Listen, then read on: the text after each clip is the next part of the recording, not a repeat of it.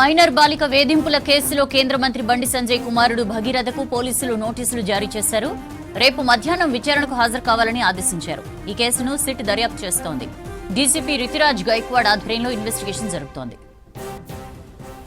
మరోవైపు హైకోర్టును ఆశ్రయించారు బండి భగీరథ. పేట్ బషీరాబాద్ పోలీస్ స్టేషన్లో నమోదైన పోక్సో కేసులో మధ్యంతర బెయిల్ కోరుతూ పిటిషన్ దాఖలు చేశారు. హైకోర్టుకు వేసవి సెలవులు ఉండడంతో వెకేషన్ బెంచ్ లో పిటిషన్ వేశారు. బండి భగీరథ వేసిన పిటిషన్పై మే 14న విచారణ చేయనుంది హైకోర్టు బెంచ్.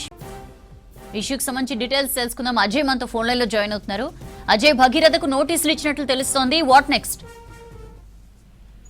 సౌజన్య, మైనర్ బాలిక వేధింపుల కేసులో ఇప్పటికే కేంద్ర మంత్రి బండి సంజయ్ కుమారుడు బండి సాయి భగీరథ్ పైన ఆరోపణలు వస్తున్న విషయం తెలిసిందే. దీనికి సంబంధించి బాలిక కుటుంబ సభ్యులు ఇప్పటికే పేట్ బషీరాబాద్ పోలీసులను ఆశ్రయించారు. పేట్ బషీరాబాద్ పోలీసులకి కంప్లైంట్ ఇవ్వడంతో పాటు బండి సాయి భగీరథ్ సంబంధించి ఏ విధంగా మోసం చేశాడు అనే దానికి సంబంధించిన పూర్తి స్థాయి ఎవిడెన్స్ మొత్తం కూడా ఇప్పటికే కంప్లైంట్ తో పాటు ఆయన కుటుంబ సభ్యులు పేట్ బషీరాబాద్ పోలీసులకు ఇచ్చారు. సో పేట్ బషీరాబాద్ పోలీసులు కేసు నమోదు చేసిన తర్వాత ప్రస్తుతం ఎఫ్ఐఆర్ కూడా ఆల్రెడీ చేసేసారు. ఎఫ్ఐఆర్ చేసిన తర్వాత ఫర్దర్ ఇన్వెస్టిగేట్ చేయాలి అని భావిస్తున్న క్రమంలోనే ఇటు రాష్ట్ర ప్రభుత్వము ఇటు డీజీపీ కూడా ఈ కేసు సంబంధించి కాస్త కాన్ఫిడెన్షియల్ గా భావించారు, సెన్సిటివ్ కేసుగా కూడా భావించారు. ఒక మైనర్ అమ్మాయిని వేధింపులకు గురి చేశారు. అందులో కేంద్ర మంత్రి బండి సంజయ్ కుమారుడు పైన ఈ ఆరోపణలు రావడంతో ఒక సిట్ ఏర్పాటు చేయడం జరిగింది. కుకట్పల్లి డీసీపీ రితురాజ్ గైక్వాడ్ నేతృత్వంలో ఈ సిట్ అనేది పనిచేస్తుంది. సో సిట్ ఏర్పాటు చేసిన తర్వాత ఆల్రెడీ కుకట్పల్లి డీసీపీ రితురాజ్ గైక్వాడ్ కూడా చాలా క్లియర్ గా చెప్పడము జరిగింది. ఈ కేసు సంబంధించి మొత్తం ఈ కేసు సంబంధించిన ఎవిడెన్స్ అనుకోవచ్చు, లేకపోతే పేట్ బషీరాబాద్ పోలీసుల వద్ద ప్రైమరీగా వాళ్ళ దగ్గర ఉన్న సమాచారం అనుకోవచ్చు, వాటన్నిటిని కూడా సిట్ సంబంధించిన అధికారి రితురాజ్ గైక్వాడ్ ఆల్రెడీ తీసుకున్నారు. సో కొద్దిసేపటి క్రితమే బండి సంజయ్ కుమారుడు బండి సాయి భగీరథ్ కి సిట్ నుండి నోటీసులు కూడా సర్వ్ చేశారు. ఈ కేసు సంబంధించిన వ్యవహారంలో అతని స్టేట్మెంట్ రికార్డ్ చేయాల్సి ఉంటుంది కాబట్టి రేపు విచారణకు హాజరు కావాలి. పేట్ బషీరాబాద్ పోలీస్ స్టేషన్ లో రేపు మధ్యాహ్నం 2 గంటలకి విచారణకు హాజరు కావాలి అంటూ కూడా నోటీసులు సర్వ్ చేశారు. ఎందుకంటే ఇప్పటికే బాధితులు కుటుంబ సభ్యులు వాళ్ళ దగ్గర ఉన్న ఎవిడెన్స్ బండి సాయి భగీరథ్ ఫోన్ చాటింగ్ అనుకోవచ్చు, లేకపోతే ఇతరేతర కేసు సంబంధించిన ఎవిడెన్స్ ఏ విధంగా మోసం చేశాడు అనే దానికి సంబంధించి వాళ్ళు ప్రొడ్యూస్ చేశారు పోలీసుల ఎదుట. కానీ సాయి భగీరథ్ సంబంధించి అతని స్టేట్మెంట్ కూడా రికార్డ్ చేయాల్సి ఉంటుంది కాబట్టి సో అందులోనూ అతని వర్షన్ కూడా వినాల్సిన సిచ్యువేషన్ ఉంది అనేది కూడా కేసు సంబంధించి అధికారులు భావిస్తున్నారు. ఇప్పటి వరకు ఉన్న సమాచారాన్ని బేస్ చేసుకుని ఇప్పటి వరకు పోలీసుల వద్ద ఉన్న ఎవిడెన్స్ సంబంధించి వాటన్నిటిని కూడా సాయి భగీరథ్ ముందుండి విచారించే అవకాశాలు అయితే రేపు కనబడుతున్నాయి. సో రేపు మధ్యాహ్నం 2 గంటలకు వచ్చిన తర్వాత ఈ ఎంటైర్ ఇష్యూ పైన అంటే సాయి భగీరథ్ కి మైనర్ బాలికకి ఎప్పటి నుండి పరిచయం ఏర్పడింది, ఆ పరిచయం ఏ విధంగా ఏర్పడింది, పరిచయం ఏర్పడిన తర్వాత ఈ ఆల్రెడీ సాయి భగీరథ్ కూడా తాను కంప్లైంట్ చేశాడు కరీంనగర్ 2 టౌన్ పోలీస్ స్టేషన్ లో. అందులో హనీ ట్రాప్ అనే విషయాన్ని అతను తెరపైకి తీసుకొచ్చాడు.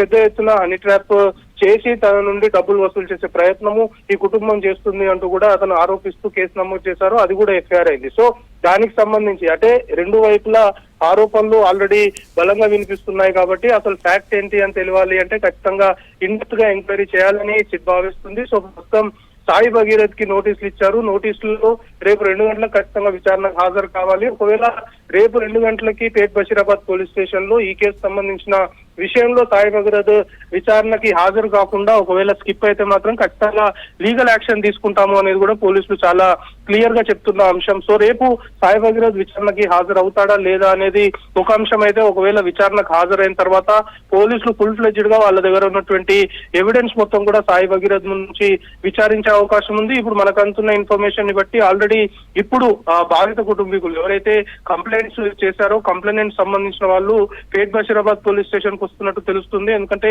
డీసీపీ రితురాజ్ గైక్వాడ్ కూడా ఆల్రెడీ బాధితురాలి స్టేట్మెంట్ రికార్డ్ చేశాము, కానీ అవసరం అనుకుంటే ఈ కేసు సంబంధించి మళ్ళొకసారి కూడా విక్టిమ్ సంబంధించిన స్టేట్మెంట్ ని రికార్డ్ చేసే అవకాశాలు ఉంటాయని చెప్పింది. సో ఇప్పుడు మరి కాసేపట్లోనే ఎవరైతే బాధితురాలకు సంబంధించిన తల్లి పేట్ బషీరాబాద్ పోలీస్ స్టేషన్ కు వచ్చే అవకాశాలు కూడా కనబడుతున్నాయి. ఒకవేళ వచ్చి ఆమె స్టేట్మెంట్ ఈ రోజు రికార్డ్ చేస్తే సో ముందు ప్రీవియస్ గా ఇచ్చిన స్టేట్మెంట్ అనుకోవచ్చు, ఇప్పుడు ఒకవేళ రికార్డ్ చేసిన స్టేట్మెంట్, ఈ 2 స్టేట్మెంట్స్ కూడా రేపు సాయి భగీరథ్ సంబంధించిన విచారణకి ఎంక్వైరీకి చాలా కీలకంగా మారనున్నాయి. అటు బాధితురాలు కావచ్చు, లేకపోతే వాళ్ళ కుటుంబ సభ్యులకు సంబంధించి వాళ్ళ తల్లి ఎవరైతే కంప్లైంట్ ఉన్నారో వాళ్ళ స్టేట్మెంట్స్ ని బేస్ చేసుకొని వాళ్ళు ఇచ్చిన ఎవిడెన్స్ ని బేస్ చేసుకుని ఫుల్ ఫ్లెడ్జ్డ్ గా రేపు బండి సాయి భగీరథ్ ని పోలీసులు విచారించే అవకాశాలు అయితే కనబడుతున్నాయి. కానీ సాయి భగీరథ్ రేపు విచారణకి హాజరవుతాడా లేదా అనేది కూడా చూడాల్సిన అవసరం ఉంది. ఒకవేళ విచారణకి హాజరు కాకుండా స్కిప్ చేస్తే మాత్రం ఖచ్చితంగా ఫర్దర్ గా లీగల్ యాక్షన్ తీసుకుంటాము.